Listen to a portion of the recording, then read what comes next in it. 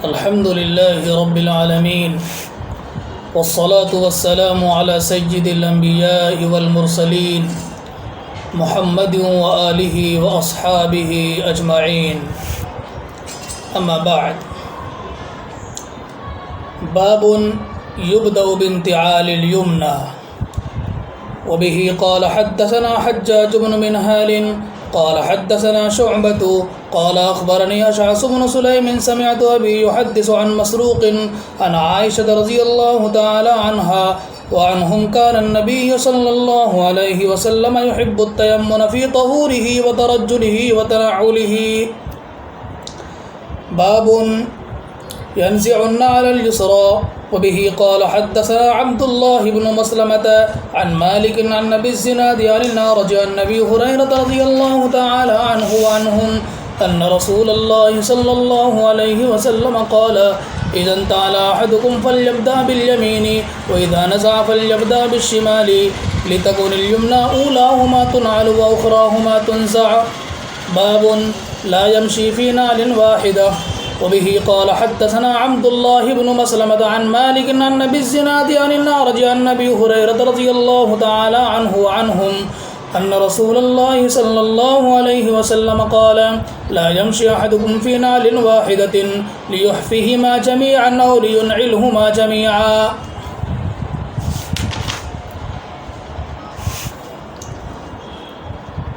کتاب اللباس کا سلسلہ کئی ہفتوں سے چل رہا ہے اور لباس کے تعلق سے کافی کچھ باتیں آپ حضرات کے سامنے آ چکی ہیں. اللہ کے نبی صلی اللہ علیہ وسلم کو اس دنیا کے اندر جو رہتی دنیا تک کے لیے نبی بنا کر کے بھیجا گیا، تو آپ علیہ السلام نے مسلمانوں کو بلکہ پوری انسانیت کو ایک ایک چیز کی تعلیم دی، خواہ وہ چیز بڑی ہو یا چھوٹی ہو. اللہ کے نبی صلی اللہ علیہ وسلم کسی بھی چیز کی تعلیم دینے میں شرم محسوس نہیں کیے. چنانچہ انہی چیزوں میں سے ایک چیز ہے جوتے اور چپل کا پہننا. انسان اپنی زندگی میں اپنے پیروں کی حفاظت کے لیے، کانٹے وغیرہ سے اپنے پیروں کو بچانے کے لیے جوتے اور چپل کا استعمال کیا کرتا ہے. تو اس جوتے اور چپل کے پہننے کے سلسلے میں ہمارے پیارے نبی جناب محمد الرسول اللہ صلی اللہ علیہ وسلم کی کیا تعلیم ہے، آپ علیہ السلام کی امت کو کیا ہدایت ہے، یہ طریقہ بھی جناب نبی کریم صلی اللہ علیہ وسلم نے ہمیں بتایا ہے. چنانچہ امام بخاری علیہ الرحمہ نے ابھی جو آپ حضرات کے سامنے چند احادیث کی تلاوت کی گئی ہے، ان میں سے سب سے پہلی حدیث پر باب کا عنوان لگایا ہے یبدأ بانتعال الیمنی، کہ جوتا پہننے میں یا چپل پہننے میں دائیں پیر سے آغاز اور ابتدا کی جائے. چنانچہ حضرت عائشہ رضی اللہ تعالی عنہا نبی پاک علیہ السلام کے بارے میں بیان کرتی ہے کہ نبی پاک علیہ السلام پاکی حاصل کرنے میں، کنگھی کرنے میں اور جوتا پہننے میں دائیں طرف کو پسند کیا کرتے تھے. پاکی حاصل کرنے میں بھی دائیں طرف سے ابتدا کرنے کو پسند کیا کرتے تھے. جیسے وضو کرتے ہیں تو ہم اور آپ وضو میں سب سے پہلے دایاں ہاتھ دھوتے ہیں، دایاں پیر دھوتے ہیں. اسی طریقے سے اور بھی کوئی کام کرتے ہیں تو اس میں سنت اور مستحب اور بہتر طریقہ یہ ہے کہ ہم ہر اچھے کام کو دائیں طرف سے شروع کریں.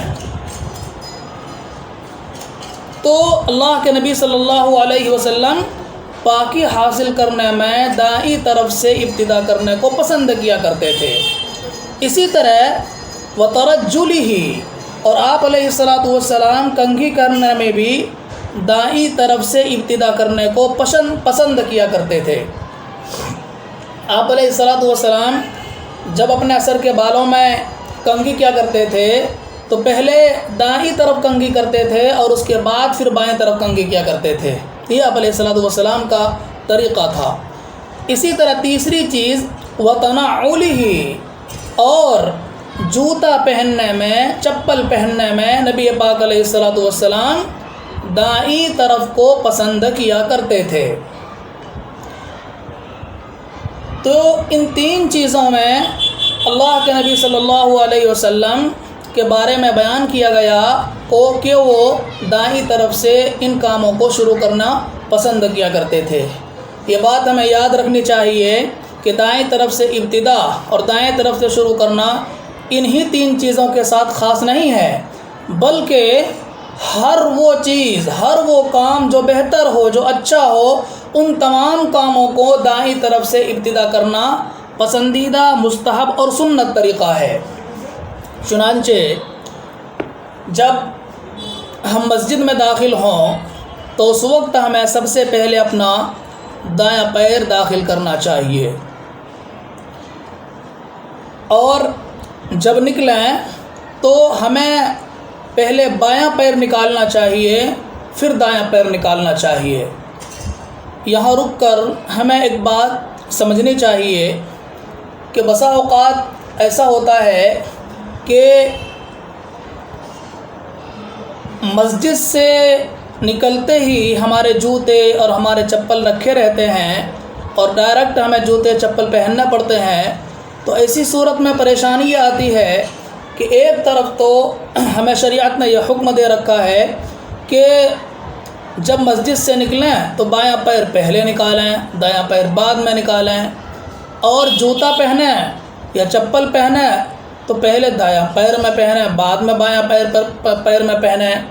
تو بظاہر ایسا لگتا ہے کہ اگر مسجد سے نکلتے ہی ہمیں چپل میں ڈائریکٹ اپنا پاؤں داخل کرنا پڑے تو چونکہ ہم پہلے بایاں پاؤں نکالتے ہیں تو ہمیں بایاں پیر ہی پہلے چپل میں، جوتے میں داخل کرنا پڑے گا۔ اس لیے یہ ہمیں طریقہ سمجھنا چاہیے کہ جب ہم مسجد سے نکلیں تو نکالنا تو بایاں پیر ہی ہے، لیکن بایاں پیر نکال کر کے ہمیں اس بایاں پیر کو جوتے کے اندر یا چپل کے اندر داخل نہیں کرنا ہے، بلکہ اس پیر کو اس چپل کے اوپر رکھ لیں یا چپل کے سائیڈ اور بغل میں رکھ لیں، اور دایاں پیر نکال کر ڈائریکٹ جوتے اور چپل کے اندر داخل کر لیں، اس کے بعد بایاں پیر چپل یا جوتے میں داخل کریں۔ اس طریقے پر سنت طریقے پر مسجد سے نکلنا بھی ہو جائے گا اور سنت طریقے پر جوتا پہننا بھی ہو جائے گا، دونوں طریقے پر عمل ہو جائے گا۔ تو یہ طریقہ ہے۔ اسی طرح ہمیں ایک بات اور سمجھنی چاہیے یہاں کہ آخر کیا وجہ ہے کہ اللہ کے نبی صلی اللہ علیہ وسلم نے ہمیں ہر اچھے کام کو دائیں طرف سے کرنے کا حکم دیا ہے؟ پہننے کی چیز میں دائیں طرف سے پہننے کا حکم کیوں دیا ہے؟ اس کی کیا وجہ ہے؟ محدثین نے اس کی ایک بڑی اچھی وجہ بیان کی ہے۔ چنانچہ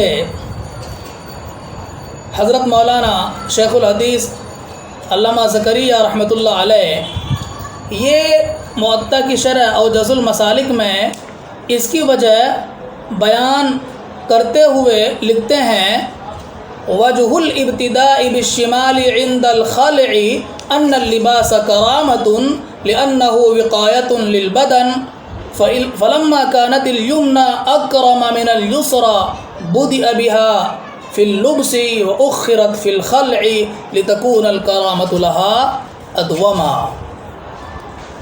کا بیان کیا؟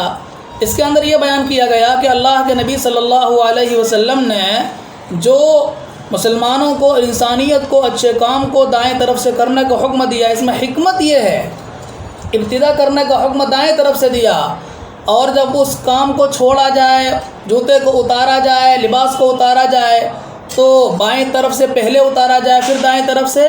اس کی وجہ کیا ہے؟ اس میں حکمت کیا ہے؟ فرماتے ہیں کہ اصل بات یہ ہے کہ لباس پہننا، چاہے وہ کرتا ہو، پائجامہ ہو، قمیص ہو یا پھر جوتا اور چپل ہو، کوئی بھی ہو، پہننے کی چیز یہ ایک عزت کی چیز ہے، اس سے عزت ہوتی ہے۔ لباس ایک عزت کی چیز ہے۔ اور اعضاء میں سے جو دائیں طرف کے اعضاء ہیں وہ زیادہ معزز ہے بائیں طرف کے اعضاء کے مقابلے میں۔ مثال کے طور پر دیگر اعضاء میں سے ایک عضو ہاتھ بھی ہے، دایاں ہاتھ، اور بایاں ہاتھ بھی ہے۔ ان دایاں اور بایاں ہاتھوں میں سے دایاں ہاتھ زیادہ معزز ہے، اس لیے کہ دایاں ہاتھ کے اندر قوت اور طاقت زیادہ ہوتی ہے۔ آدمی دایاں ہاتھ سے اتنا کام کر سکتا ہے کہ اتنا سارا کام بایاں ہاتھ سے آدمی نہیں کر سکتا ہے۔ تو چونکہ دایاں ہاتھ سے کام زیادہ ہوتا ہے، یہ قوی اور مضبوط ہے، اور اچھے کام کی ابتدا دائیں طرف سے کرنے کا حکم دیا گیا ہے، تو دایاں ہاتھ معزز ہوا اور لباس پہننا معزز ہے۔ تو جو چیز عزت دینے والی ہے وہ چیز زیادہ دیر تک معزز عضو پر باقی رہے۔ زیادہ دیر تک باقی رکھنے کے لیے شریعت نے حکم دیا کہ بھئی پہننے میں تو دائیں کو مقدم رکھا جائے اور اتارنے میں دائیں کو مؤخر رکھا جائے، تاکہ جو عزت کی چیز ہے، جوتا، چپل یا کرتا یا پائجامہ وغیرہ، وہ زیادہ دیر تک اس معزز عضو پر باقی رہے۔ یہ حکمت ہے اللہ کے نبی جناب محمد الرسول اللہ صلی اللہ علیہ وسلم کے دائیں طرف سے کسی بھی اچھے کام کو ابتدا کرنے کا حکم دینے میں۔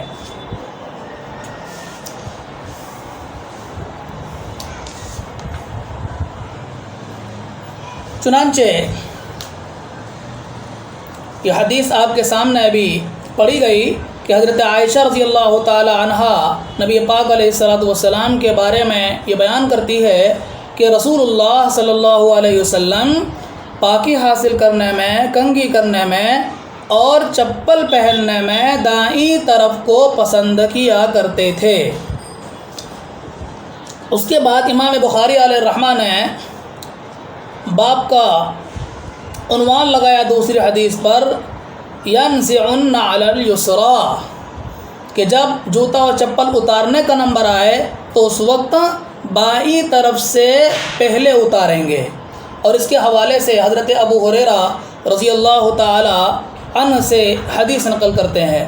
یہ حضرت ابو ہریرہ رضی اللہ تعالی عنہ وہ صحابی ہیں جو حضرت نبی پاک علیہ الصلوۃ والسلام سے سب سے زیادہ حدیث نقل کرتے ہیں۔ جتنے بھی صحابہ ہیں ان تمام صحابہ میں نبی پاک علیہ الصلوۃ والسلام سے روایت کرنے والے سب سے زیادہ حضرت ابو ہریرہ رضی اللہ تعالی عنہ ہے۔ اور اس کی وجہ یہ ہے کہ دیگر صحابہ اور کاموں میں مشغول ہو جایا کرتے تھے، لیکن حضرت ابو ہریرہ رضی اللہ تعالی عنہ نے اپنی زندگی نبی پاک علیہ الصلوۃ والسلام کی احادیث کو سننے اور ان کو یاد کرنے کے لیے وقف کر رکھا تھا۔ رات دن مسجد نبوی سے باہر جو چبوترا تھا، اس چبوترے کے اوپر بیٹھ کر نبی پاک علیہ الصلوۃ والسلام سے احادیث مبارکہ سنا کرتے تھے، اور پھر ایک رات کے بڑے حصے تک حضرت ابو ہریرہ رضی اللہ تعالی عنہ ان احادیث کو زبانی یاد کیا کرتے تھے۔ یہ وہ صحابی ہیں حضرت ابو ہریرہ رضی اللہ تعالی عنہ جو یہ نقل کرتے ہیں کہ اللہ کے نبی صلی اللہ علیہ وسلم نے ارشاد فرمایا کہ جب تم میں سے کوئی جوتا پہنے تو اسے چاہیے کہ دائیں طرف سے شروع کرے، وَإِذَا نَزَعَ فَلْيَبْدَأْ بِالشِّمَالِ، اور جب اتارے تو اسے چاہیے کہ بائیں طرف سے شروع کرے۔ ابھی بتایا گیا کہ پہننے میں دائیں طرف سے شروع کیا جائے گا اور اتارنے میں بائیں طرف سے۔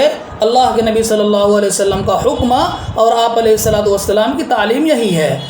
کیوں؟ لِتَكُنِ الْيُمْنَى أُولَاهُمَا تُنْعَلْ،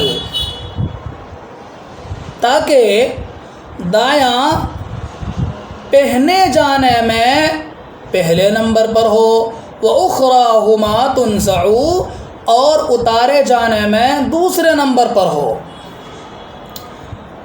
باب لا يمشي في نعل واحدہ، اگلی حدیث کے اوپر امام بخاری علیہ الرحمہ نے عنوان لگایا ہے کہ کوئی آدمی ایک چپل یا ایک جوتے میں نہ چلے۔ ایک چپل اور ایک جوتے میں چلنے سے جناب محمد الرسول اللہ صلی اللہ علیہ وسلم نے منع کر رکھا ہے۔ اگر چلنا ہے آدمی کو تو دونوں چپل یا دونوں جوتے پہن کر کے چلے، اور اگر ایک چپل یا ایک جوتا ٹوٹ گیا ہے، کھو گیا ہے، تو دوسرے پیر سے بھی نکال کر دونوں پیر ننگے ہو کر کے چلے۔ ایک چپل پہن کر دوسرے پیر کو ننگا رکھ کر کے چلنے سے حضور علیہ الصلوۃ والسلام نے سختی سے منع کر دیا ہے۔ اور اس کی وجہ کیا ہے کہ ایک چپل میں پیر ڈال کر کے اور دوسرے چپل کو اتار کر یا اسے دوسرے پیر کو ننگا کر کے نہ چلا جائے، پہننے سے منع کر رکھا ہے۔ کیوں ایسا طریقہ اختیار کرنے سے نبی پاک علیہ الصلوۃ والسلام نے منع کیا؟ اس کی وجہ کیا ہے؟ محدثین کرام رحمہ اللہ نے بہت ساری وجوہات بیان کی ہے۔ ان میں سے ایک وجہ اور ایک حکمت یہ بیان کی ہے کہ اگر آدمی ایک پیر میں چپل پہنا ہوا ہو یا جوتا پہنا ہوا ہو اور دوسرا پیر ننگا ہو اور چلے اس حالت میں، تو آدمی کے گرنے کا، پھسلنے کا بہت زیادہ امکان رہتا ہے، بچنا بہت مشکل ہو جاتا ہے۔ اس لیے حضور علیہ الصلوۃ والسلام نے ایک پیر کو ننگا کر کے اور دوسرے پیر میں چپل یا جوتا پہن کر کے چلنے سے منع کر دیا ہے، تاکہ نہ گرے آدمی، نقصان میں نہ پڑ جائے، کوئی خطرہ مول نہ لے لے۔ اس لیے حضور علیہ الصلوۃ والسلام نے منع کر دیا ہے۔ ایک وجہ تو یہ بیان کی۔ دوسری وجہ یہ بیان کی ہے کہ شریعت اسلام نے مسلمانوں کو ہر چیز کے درمیان انصاف کرنے کا حکم دیا ہے۔ چنانچہ جب ہر چیز کے اندر انصاف کرنے کا حکم دیا ہے تو انصاف کا تقاضا یہی ہے کہ ایک پیر میں جوتا پہن کر اور دوسرے پیر کو ننگا رکھ کر کے نہ چلا جائے، یا تو دونوں کو جوتا پہنائیے، چپل پہنائیے، یا پھر ایک دونوں پیر کو ننگا رکھیے۔ یہ انصاف ہے، برابری اور مساوات یہ قائم کرنے کا اسلام نے حکم دے رکھا ہے۔ اگر ایسا نہیں کریں گے تو انصاف کرنے والے نہیں ہوں گے۔ حالانکہ قرآن کریم نے اعدلوا هو اقرب للتقوی فرمایا ہے کہ بھائی انصاف کرو، یہ تقوی سے زیادہ قریب ہے۔ تو چونکہ ایک پیر میں جوتا پہن کر دوسرے پیر کو ننگا رکھ کر چلنے میں انصاف نہیں ہوتا، دونوں پیروں کے درمیان مساوات کا حکم قائم نہیں ہوتا، اس لیے حضور علیہ الصلوۃ والسلام نے اس طرح ایک چپل میں چلنے سے منع فرما دیا ہے۔ تیسری حکمت یہ بیان کی ہے کہ اگر کوئی آدمی ایک پیر میں چپل پہن کر دوسرے پیر کو ننگا رکھ کر کے چلے گا تو جو دیکھنے والے لوگ ہیں وہ کہیں گے یہ آدمی بیوقوف معلوم ہوتا ہے، کچھ عقل کی کمی ہے اس کے اندر، اس کا دماغ ٹھیک نہیں ہے کہ ایک پیر میں چپل پہن کر اور دوسرے پیر کو ننگا رکھ کر کے چل رہا ہے۔ تو چونکہ آدمی کی جانب بیوقوفی کی نسبت ہو سکتی ہے، اس لیے اللہ کے نبی صلی اللہ علیہ وسلم نے منع فرما دیا کہ ایک پیر میں جوتا پہن کر دوسرے پیر کو ننگا رکھ کر کے بالکل بھی نہ چلے۔